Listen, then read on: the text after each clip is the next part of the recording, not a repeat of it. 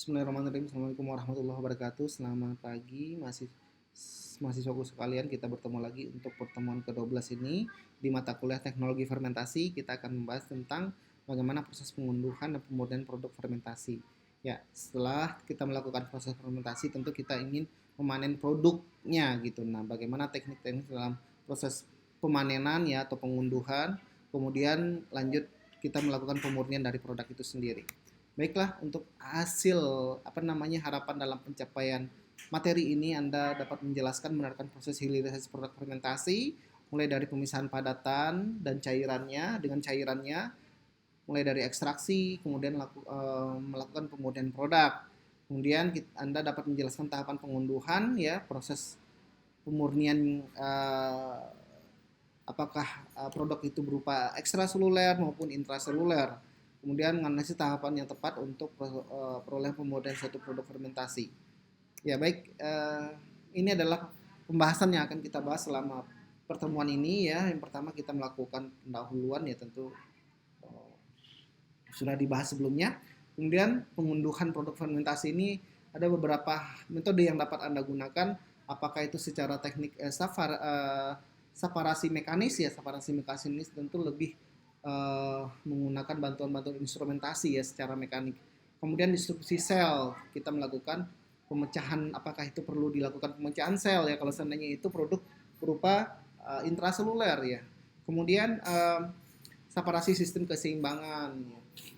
Kemudian selanjutnya proses pemurnian produk, kita dapat melakukan beberapa metode.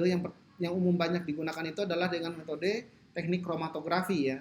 Apakah itu secara kromatografi absorpsi, ion exchange, filtrasi gel, dan afinitas. Nah, biasanya ini berupa kolom ya, kolom yang sudah dilengkapi oleh ligan ya atau matriks untuk mengikat protein yang akan nanti kita lewatkan dalam kolom tersebut sehingga akan terjadi proses pemisahan.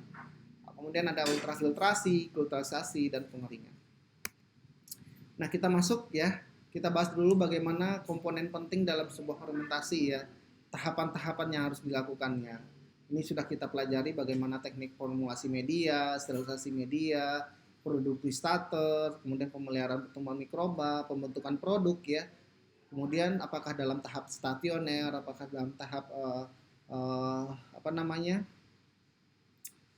fase lock ya. Kemudian pembentukan pengunduhan dan pemurnian produk serta tahapan akhir itu limbah ya. Karena ini limbah merupakan salah satu hasil akhir samping juga yang tidak bisa dipisahkan dari bioprosesnya sehingga perlu ditreatment sehingga ketika limbah ini dibuang sudah tidak memberikan ancaman bagi lingkungan tentunya. Kemudian produk fermentasi ya dalam berupa biomasa, berupa enzim ya, kalau seandainya itu kita enzim itu berupa intra, tentu yang kita panen itu adalah biomasa. Kalau seandainya Anda ingin produknya protein sel tunggal, tentu yang akan Anda panen itu adalah biomasa. Kemudian metabolite ya, metabolite apakah itu primer atau itu sekunder, tentu ini suatu hal hasil metabolisme dari sel mikroba itu sendiri. Nah, yang kita ambil cairannya ya, kalau metabolisme sesuatu hal yang sudah dibuang berarti tentunya. Kemudian produk transformasinya. Nah, biasanya sih cakupan lingkup industri dalam fermentasi ini bisa bahan kimia, bahan pangan, medis, maupun produk pangan. Oke, ini adalah skema diagram alih fermentasi yang biasa dilakukan ya, yang sudah kita bahas sebelumnya, apakah itu perlakuan pengaturan pH, formulasi media, sterilisasi, aerasi, dan agitasi ya.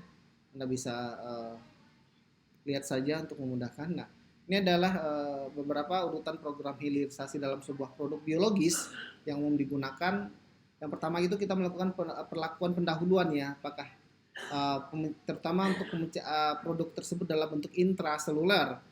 Kita lakukan pemecahan sel, stabilisasi, sterilisasi, pasteurisasi, dan flokkulasi. Flokkulasi itu kita mengikat dengan senyawa tertentu, flokulan ya, membentuk agregat gitu. Kemudian pemisahan cairan antara cairan dan padatan ya, partikel. Ini kita bisa melakukan dengan teknik sedimentasi atau pengendapan. Kemudian dengan teknik filtrasi dengan menggunakan membran. Kemudian teknik sentrifugasi. Nah, ini yang biasa umum Anda gunakan selama proses praktikum ya, ketika Anda ingin memisahkan padatan cairan dengan teknik sentrifugasi menggunakan sentrifugator. Kemudian pemekatan ya, kita melakukan pemekatan cairan itu dengan teknik bisa dengan filtrasi membran, bisa presipitasi, bisa evaporasi ya dengan presipitasi itu dengan menggunakan bahan tertentu ya, dia mengendap. Kemudian evaporasi tentu dengan teknik penguapan ya, bahan tersebut ya dengan menggunakan, biasanya jangan dijemur ya, bukan berarti dijemur, tapi kita menggunakan alat evaporator di sini. Kemudian ekstraksi, kemudian pemekatan beku. Selanjutnya kita melakukan pemurnian dengan teknik presipitasi, ekstraksi, diafiltrasi, absorpsi, dan kromatografi ya dengan teknik kolom tadi. Kemudian baru formulasi dengan teknik pengeringan, granulasi. Granulasi ini pembentukan serbuk ya atau granular. Kemudian apakah itu dalam bentuk selanjutnya ada bentukan tablet ya. Ini sudah dalam bentuk produk jadi kalau gitu ya. Kemudian ekstruksi dan prion. Oke. Pengunduhan dan pemurnian ya. Berbicara tentang pengunduhan tentu kita berbicara dengan cairan fermentasi itu sendiri. Nah, ketika kita memanen sebuah cairan fermentasi, di situ sudah banyak kumpulan macam-macam ya. Apakah itu substansi dalam bentuk sel, komponen mediumnya, kemudian senyawa metabolitnya. Nah, semuanya ini harus kita pisahkan supaya kita mendapatkan apa yang kita inginkan di sini. Kalau seandainya kita inginkan masanya, tentu masanya yang kita ambil. Kalau seandainya kita menginginkan cairannya, tentu yang kita ambil cairannya. Kemudian tekniknya juga bervariasi ya, tergantung produk bioproses itu sendiri ya, dari yang sederhana sampai yang sangat rumit sekali gitu. Kalau seandainya protein yang kita inginkan itu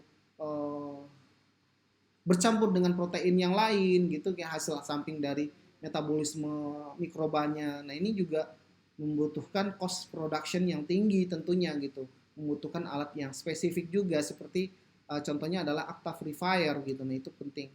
Kemudian cost ini juga diperlukan untuk tahapan bisa mencapai 60% dari total semuanya ya kalau pada tahap proses pemurnian ini. Nah, apa yang menjadi faktor mempengaruhi ya pengunduhan ya ketika kita ingin melakukan pengambilan pemanenan dalam produk itu, produk fermentasi ya. Kita harus paham dulu produk ini berada di lokasi yang mana. Maksudnya lokasi bukan ini ya, tetapi secara intra apa atau ekstra gitu. Kemudian sistem fermentasinya apakah sistem SSF atau SMF. SFF ini adalah simultan saccharification fermentasi, kemudian nih submerged fermentation.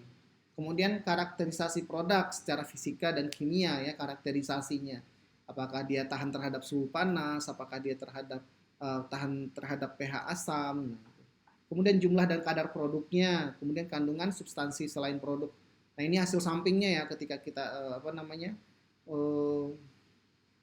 si mikroba itu memproduksi produk tetapi juga memproduksi protein yang lain gitu.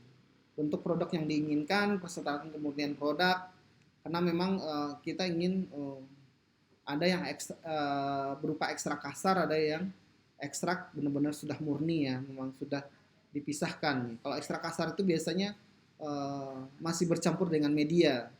Nah ini juga akan mempengaruhi nilai ekonomi dari produk itu sendiri ya. Kalau seandainya tidak murni tentu ini juga akan kualitasnya juga kurang baik gitu. Kemudian upaya peningkatan efisiensi pengunduhan ya apa saja yang harus dilakukan. Pertama kita menggunakan strain mikroba yang bersifat flow-polutan ini, artinya dia menghasilkan senyawa-senyawa protein-protein yang senyawa berantai panjang ya. Kemudian modifikasi kondisi fermentasi yang mampu menurunkan produk metabolit kontaminan ya. Kita melakukan modifikasinya ya, kondisi ketika si metabolisme mikrobanya hanya menghasilkan produk itu sendiri dengan perlakuan tertentu. Nah, kenapa tidak gitu? Sehingga dia tidak bisa memproduksi metabolit kontaminan lainnya. Kemudian akurasi waktu pengunduhan, kalau seandainya ini harus tepat ya. Kalau seandainya waktunya hanya misalkan proses fermentasi ini berjalan 3 hari sudah bagus gitu. Tapi kita lewat dari itu, nah ini akan kecenderungan untuk adanya kontaminan lain gitu. Apakah itu jamur ya? Nah ini juga perlu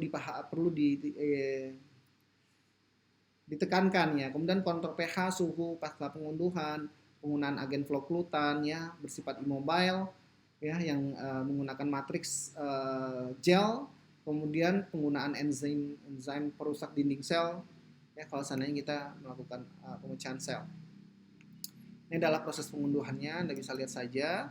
Ini adalah separasi mekanik ya dengan teknik banyak hal yang bisa dilakukan untuk separasi pemisahan sel dengan padatan ini.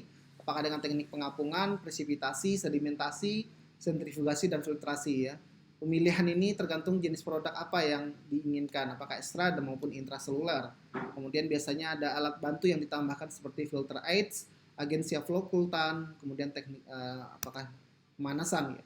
Ini adalah pengapungan ya, di mana prinsipnya kita melakukan pemisahan didasari perbedaan aktivitas permukaan dari substansinya. Jadi misalkan selnya besar, selnya itu lebih ringan gitu. Kemudian protein dia bersifat makromolekul atau mikromolekul ya, di mana kolloidnya akan ditarik ke permukaan oleh gelembung gas yang diinstruksikan dari bawah gitu. Jadi dia ada pemisah ya secara overflow gitu. Kemudian sering menggunakan surfaktan atau surfactive agents, ya ini merupakan senyawa surfaktan yang umum digunakan untuk proses pengapungan, yaitu seperti asam lemak, amina, senyawa amonium. Kemudian ada pertimbangan variabel lain yang bisa kita lihat seperti pH, kecepatan gas, dan konsentrasi surfaktannya. Kemudian presipitasi ya, presipitasi tentu berbicara tentang bagaimana kita mengikat sebuah produk protein kita itu dengan senyawa tertentu ya. Apakah itu dengan senyawa kompleks atau garam yang tak larut atau pelarut organik ya, sehingga itu bisa dilihat adanya dua lapisan cairannya yang terbentuk gitu. Salah satu contohnya adalah ketika kita melakukan isolasi dari antibiotik teramisin, di mana dengan senyawa amonium rantai panjang kemudian dilakukan proses filtrasi ya. Ini biasanya presipitasi protein juga bisa menggunakan dextran atau polyethylene glycol. Salah satu contohnya adalah metanol, etanol, aseton ya yang banyak. Kemudian teknik sedimentasi ini berdasarkan gaya gravitasi ya dari suatu benda itu dalam seberapa kuat dalam partikel itu mengendap ya. Ini adalah rumusnya, Anda bisa lihat ya. Kemudian sentrifugasi, nah ini yang umum kita gunakan dengan teknik sentrifugasi menggunakan gaya sentrifugal ya dengan alat sentrifugator. Nah ini lebih umum ya, lebih banyak karena memang secara pemisahan lebih efektif ya karena dia ini lebih antara padatan dan cairan ya. Kalau seandainya berupa protein kita akan susah untuk menggunakan metode ini. Kemudian agregasi dan flokkulasi sel. Agregasi itu pemisahan berdasarkan besar ukuran selnya, agregatnya. Kemudian flokkulasi pemisahan dengan menggunakan agen flokulannya. Agen siap flokulan untuk bakteri itu biasa contohnya seperti alum, garam kalsium, kemudian ada asam tanat, titanium, tetrakloride ya, macam-macam. Kemudian ada ini beberapa tipe sentrifugasi, ada yang disc bowl, ada yang tubular bowl ya. Ini biasanya padatan keluar secara otomatis melalui lubang dekat rotor dan pembersihannya cukup sulit biasanya dengan menggunakan disc bowl ini. Lebih cocok untuk cairan dengan bahan padat kurang lebih dari 10%. Gaya sentrifugasinya kurang besar dan kapasitasnya biasanya dengan kapasitas yang besar ini. Kalau tubular ini lebih kencang ya, lebih biasanya sih gaya sentrifugalnya lebih besar gitu, sampai 20.000 rpm bisa kita gunakan. Cuman kapasitasnya sedikit kecil karena tabungnya juga kecil. Hanya maksimal bisa 100 mili mungkin ya. Kemudian filtrasi, bagaimana kita melakukan pemisahan partikel cairan menggunakan suatu membran filter ya, atau medium poros namanya. Nah ini yang perlu diperhatikan di sini adalah bagaimana tingkat viskositas dan densitas dari suatu larutan yang kita akan filtrasi, kemudian filtratnya, sifat partikelnya, rasio solid dan antara solid dan liquidnya ya, perbandingan padat dan cairan itu seberapa gitu. produk yang dikehendaki, sistem produksi, kemudian skala produk isi, kondisi, apakah itu secara aseptis, apakah non aseptis. Nah, kemudian apa perlu ada tekanan gitu atau maksudnya vakum ya untuk mempercepat proses filtrasinya atau tidak perlu karena dia cukup bisa melalui membran itu dengan daya tekan yang ada di luar udara gitu. Nah, ini filtrasi bisa terjadi jika ada gaya dikenal dengan sistem perbedaan inlet dan outlet ya. Ini adalah prosesnya ya. Nah, ini yang saya bilang tadi dengan teknik vakum ya, pengisapan filtrat dengan menggunakan pompa. Biasanya seperti itu. Oke, ini disrupsi sel, kita melakukan pemecahan sel ya. Ini biasanya produk yang dihasilkan dalam bentuk intraseluler ya. Kalau disrupsi ini. Jadi kalau seandainya tidak terlalu efektif dalam proses pemecahannya, sayang gitu loh, produknya itu Anda bisa lihat ini. Produk-produknya itu berada di dalam sel, ketika terjadi disrupsi produknya itu keluar, bahkan ada beberapa yang masih dalam selnya gitu, jadi tidak optimal, sayang jadinya. Jadi harus benar-benar. Metode diffusi sel ini banyak dipakai dengan teknik liquid shear ya, solid shear, kemudian ada abrasive agitation, kemudian ada freeze thawing ya. Freeze and thawing ini proses pembekuan dan pemanasannya. Kemudian secara kimia itu menggunakan deterjen, stok osmosa, perlakuan alkali atau enzima. Nah, ini adalah liquid shear ya, di mana prinsipnya homogenizer bertekanan tinggi mampu menghancurkan sel mikroba secara efektif. Kita masukkan ke dalam homogenizer ya, cairannya itu, kemudian kita pulse dengan kekuatan tinggi ya, ampere tinggi, sehingga agregat sel dalam dinding selnya itu pecah gitu. Bila substansi dalam alat diberikan tekanan tinggi ya lalu diturunkan secara mendadak, maka akan terjadi penghancuran sel. Nah, ini untuk menghancurkan sel biasanya menggunakan yeast ya, kalau liquid shear ini. Kemudian ada abrasive agitasi ya, penghancuran mekanik dengan desintegrator ya. Ini saya baru tahu ya teknik desintegrator ini, belum pernah mencoba. Biasanya juga ada probe yang dimasukkan di dalam tabung gitu juga ya, di dalam selnya. Ini Anda bisa lihat prosesnya ini digambar ya. Ini ada probe, bukan probe sih, lebih ke apa sih namanya ya, semacam logam ini juga yang ada elektrodanya ya. Nah, suhu desintegrator ini bisa mencapai 35 derajat Celcius, tapi untuk jenis enzim tentu ini juga akan berbeda ya, karena enzim itu sangat rentan terhadap suhu tinggi. Kemudian ada solid shear ya, di mana eksklusi sel mikroba beku dengan teknik pembekuan ya, bertekanan. Biasanya suhunya mencapai minus 25 derajat Celcius. Ya, ini alatnya misalnya Hughes Press ya, atau Express ya. Karena dia semacam ini ya, kalau seandainya kita menggunakan nitrogen cair ya, misalkan ada sel mikroba yang kita siram dengan nitrogen itu, kemudian kita gerus, ini kan lebih, karena ada pengkristalan pada dinding selnya itu, sehingga kan mudah dipecahkan dengan teknik gerusan. Nah, ini freezing and thawing ya. Freezing and thawing ini umumnya untuk pemecahan sel juga, karena pada proses pembekuan dan pencairan ini pasta sel mengakibatkan cairan sel beku lalu mencair lagi, dapat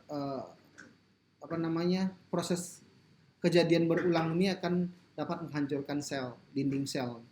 Karena dia kita bekukan, kemudian kita thawing lagi, kita bekukan lagi, kita thawing lagi. Ini karena proses ini lambat biasanya, hanya terbatas pada substansi seluler saja, dan biasanya dikomunikasikan dengan cara lain ya. Ini biasanya menggunakan pemisahan enzim intraseluler. Kemudian metode kemis ya, dengan menggunakan deterjen dengan cara merusak lipoprotein sel membran mikroba dan membebaskan komponen intraselulernya. Jadi kita rusak dengan menggunakan deterjen. Apakah di sini menggunakan SDS? Bisa ya, sodium diaudiosil sulfat. Kemudian kelemahannya, sifat denaturasi dari deterjen ini mengakibatkan beberapa protein rusak, sehingga proses pemisahannya perlu pemisahan terlebih dahulu ya. Contohnya pengambilan fululnase, ini enzim biasanya. Kemudian ada osmotic shock ya, perubahan mendadak konsentrasi garam dengan dapat menghancurkan sel tipe tertentu ya biasanya ini osmotic shock ini. Kemudian perlakuan dengan alkali, senyawa alkali mampu dihidrosis dengan menghidrosis dinding sel ya, contohnya isolasi enzim asparaginase. Kemudian perlakuan enzimatis ya, lisozyme ini juga sifatnya dapat mendegradasi lipid bilayer pada dinding sel. Kemudian ada teknik separasi sistem keimbangan ya. Ini teknik proses pengunduhan di mana kita melakukan ekstraksi liquid dengan liquid. Kemudian ada teknik destilasi. Nah, ini salah satu ekstraksi liquid dengan liquid ini, pemisahan komponen dari campuran dengan pelarutnya. Syarat idealnya bisa dihasilkan produk yang maksimal dalam volume pelarut sekecil-kecilnya ya. Kemudian biasanya menggunakan pelarut kalau pelarut non-polar itu biasanya liquid berpolarisasi rendah, sedangkan pelarut non-polar itu liquid berpolarisasi tinggi. Kemudian ini metode ekstraksinya ya, dengan